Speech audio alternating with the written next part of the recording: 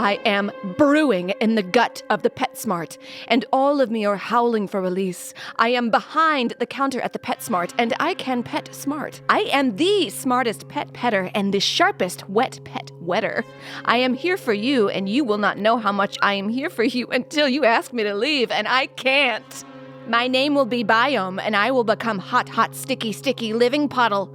For now, for you, I am the woman behind the counter. You approach the counter with your dog on a leash behind you. A collie. You say, I just want to buy this dog food. And I tell you, shh, shh, as I leave the counter.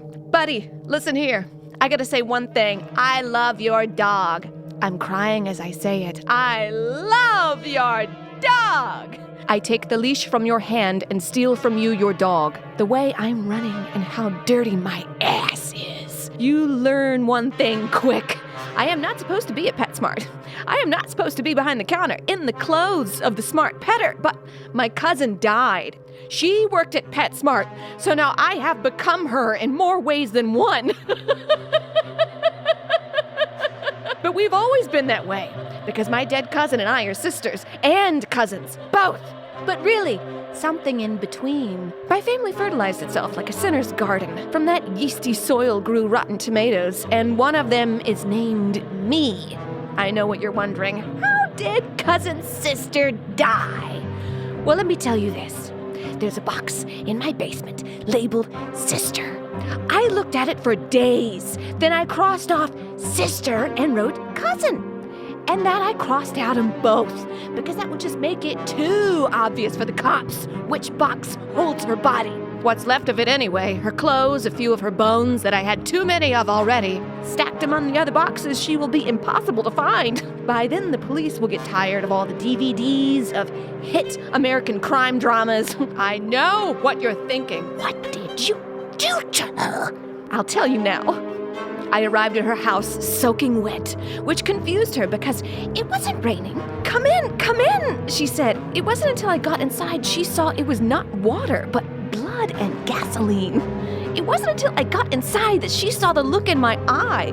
And I can tell you now, I was crying because that's how it works. It wasn't until I got inside I told her, it's happening again! And I forced my hands inside her mouth until the wrist bent and our bodies became one. But that's so long ago. Right now? Now you're following me. You're shouting, that's my dog! That's my dog! Like you can even own a dog. A dog is a free thing that pisses where it wants to piss. And the way you deny a dog its privilege shows me how sick you are. I turn to you. Liar! Liar! And from my foul Nalgene bottle, I splash you with gasoline. What the fuck? You shout as I produce from my Petsmart vest a butane lighter. You scream. What the fuck? I chase you with my butane lighter past the cat food, past the cages, past the baby parrots screaming, Petsmart! Petsmart! I catch your shirt collar, cast down my fire, and a blaze erupts of your chest. There is a smoke and a char in the Petsmart. Hot, hot, hot! Clean up on aisle me! People scream and cats meow, and later the parrots will all have learned to shout, Gah! What the fuck? Gah! Because they always learn the last words of a dying man. But you aren't dead. Not yet. Your dog that isn't yours is barking. Bark, bark, bark, barking. So I run my hands along her spine, then she calms at once. I am dog trust in my every pore and dog peace in my every dripping drop. That's just what happens when you become so many dogs. We make for the stairs and the dog weaves between my legs like the basketball of one of those Harlem goddamn globetrotters. We are symbiotes, and soon we all will be. I know what you're wondering. You told cousin's sister it's happening again. What is happening again? Okay. It happened in the barn where the raccoons were born. We witnessed it just a week earlier, cousin, sister, and me. The babies were so sweet and delightful in their purrs and wet gasping whines. I will never forget the smell of their birth, like honeysuckle and dead fish. Cousin, sister, and I counted the mother plop them out. Plop one, plop two, plop three. 3, 4, 5. The mother grunted and cooed. She was not a fierce creature, but a divine mama. We visited the barn every day to delight with the babies. That is, until Uncle Dad did the deed. A terrible deed. Honk, honk, splat. Yep. Uncle Dad didn't check the rearview mirror as he backed up, and Uncle Dad's Grand Prix melded the mama raccoon to the gravel of our drive. Cousin, sister, and I went into the barn while he shoveled the mama into a trash bag. We both started crying. Wet, wet cheeks. The pups mewed and mewed. I cradled them in my arms, and my cousin sister watched me and said, "You're their mama now." They were starving, and for a little longer, separate creatures. I cried. I'll take care of them, and then give them milk, and then love them. I will love them forever. I hugged the pups in my arms and felt pride and love and sadness mixing and merging. One pup cried, and then another, and then a third, and the fourth. Little lungs pressed in tiny chests by my strong child's arms. Then their cries harmonized, their sounds bent together in their rhythm and pitch. The mews became a chord, yawning and grasping and mewing, mew, mew, mew. I dropped them, and they weren't them, they were it. Cousin sister screamed like when we went fishing, and Uncle Dad's miscast line caught a hook with the worm still attached in her forearm. Disgust and pain and confusion. I dropped their squirming mass. The baby raccoons didn't scatter when they hit the ground, but they stayed together. Their shadows no longer separate, but condensed. Their skin no longer their own. That's right. Like a blaspheming Jesus, I turned many animals into one. The 4 animals were one animal in a big skin sock. Back to side and back to front, and my hands were so hot I could melt butter faster than hands could do normal. That's what cousin sister remembered when I showed up and soaked gasoline. It's what haunted her as her larynx fused together at my touch, as she went first mute, then airless, then gone. I'm sorry, but can you tell I love you because I'm not using gasoline? The dog is losing all its fur in my arms now, but it likes this. Who wouldn't? This is just the beginning. And an animal, not man, but an animal knows that this is what's right. They can sense who I am. I am what God made humans to be. I am the steward. I am the steward of the Garden of Eden. I am the human welcome back. I am made whole with nature. I am the master of every animal. I gave them their names. I make them new. I take them home inside of me. The fire department is now at Petsmart because your fire wasn't fatal, and that let you scream for a long, long time and run around the Petsmart and then the parking lot, sending the long blue shadows of dawn into orange glow. The burly firefighters load you into an ambulance, and a paramedic begins treating your wounds. You got fire everywhere, all over people and pets and products. You must be ashamed. The paramedic tells you between your screams, don't worry, we're getting you to the hospital. He doesn't know this is a lie. I am now in the basement where the fish swim and the rats and the gerbils and the ferrets used to be before I got to work this morning. By now the dog's bones are all gelatin, and it loves this. Croo, croo, croo. It murmurs and smacks its wet lips. A puppy puddle draped over my arms like a soaked pair of jeans. All right, you little stinker. I wink at it, kick open the door of the loading dock, and throw the dog on the pile. There on the loading dock is the sum of every living creature in the Petsmart and this one liquid pup. It smells like a bunch of hot cheese in a hot basement, and it looks like a slice of goddamn heaven. I know what you're thinking. When did it start happening again? A week ago. You goddamn goober. A week ago. When the gas station attendant filled my car with regular unleaded because I filled it in New Jersey where they won't let you pump your own gas. No one told me. I didn't know. When I got to the gas pump, I hopped out like an idiot. I started pumping, and a man ran up to me. Oh my God, miss. Oh my God, honey. You can't do that. And he pulled the nozzle from my hand. It's the law here in the Garden State. Allow me. And he was kind, and I liked the way he was so gentle. And I fucking blushed at the slight touch between our fingers and the passing of the gasoline. I licked my lips, and I tasted chapstick. Sorry, I said. I didn't know.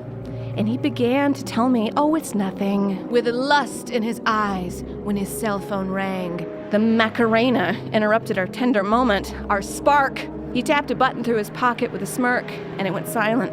Anyways, what are you doing after I pump your And then it rang again. Hey, Macarena. And again, he tapped it silent. It was nearing a full tank when the song began again, and he answered the phone in a fury. What? What is so important? And I couldn't hear the speaker on the other end, but I saw the man's face deflate and sink. No, he couldn't. He's not old enough to drive. How could he?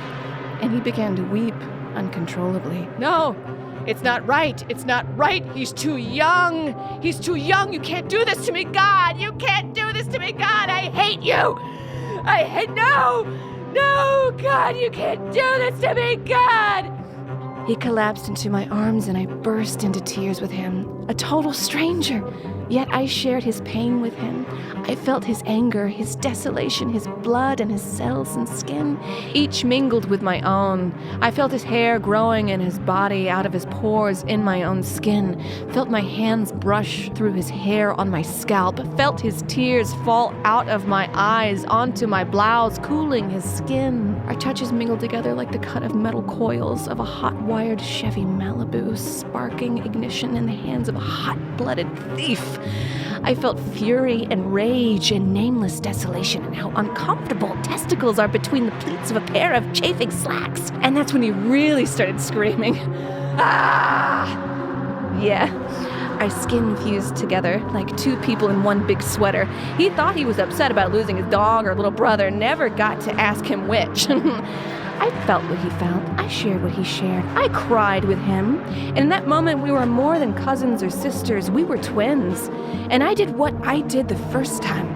The time before this, before everything. And soon he stopped screaming because he was inside me like a loose fetus inside a church bell. Ding-a-ling-a-ling-ling-ling. I was a little bit plumper, to be honest, and my pants were tight. All that was left was his boots, smoldering. Those and the bones I didn't need. Of course, I got enough jaws. That's when the other people started screaming.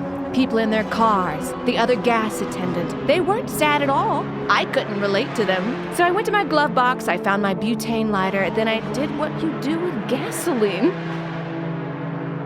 Now, the dog pile is also a bird pile, and the bird pile is also a cat pile. Animals are so much easier to love. Give me a cat any day. I'll add him to the pile. The pile is the me that's really me, not this tiny, tiny lady. I am big. The real me is a big, strong puddle. I feel the loading dock from the loading bay to the door, and I'm steaming hot. Hot, big, living puddle, hot. And way at the center, the gas station clerk like a tiny little man reduced to fetus inside my love. Okay, this is it. The last time. I know what you're wondering. When was the first time? Duh, buddy. It was in the womb when I absorbed my twin.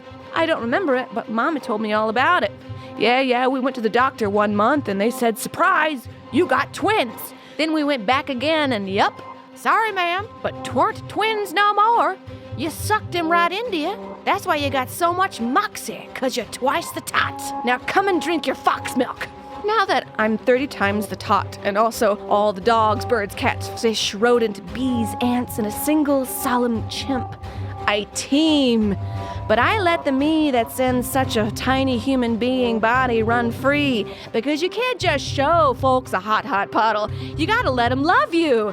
And I tell you what, in all that running around the bowels of a Petsmart, I realized something.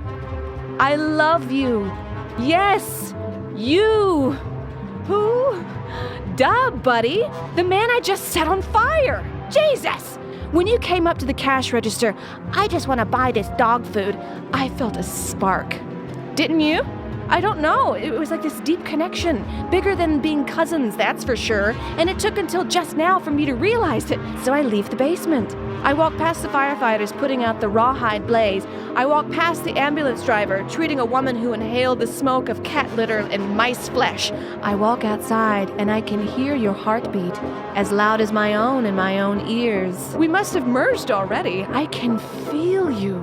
I open the door and the paramedic says, "There you are. Get us to the hospital, Teddy." And he looks at me and all quizzical is like, "You're not Teddy." And that's when I splash him with gas. Ah! He's rolling around on fire outside the ambulance, and his flames light me up in silhouette as I approach you on the gurney. I'm radiant, baby. I'm a golden puddle of love, and I'm coming for you. You start to cry, and gosh damn it, I'm crying too. Not you, not you. I think you're saying, but your lips are too melted to really make it out. So I make you quiet. I brush my fingers against your screaming molten lip and push down past your tongue, past the uvula, down, down, down until my elbow bends. I love you so much. Then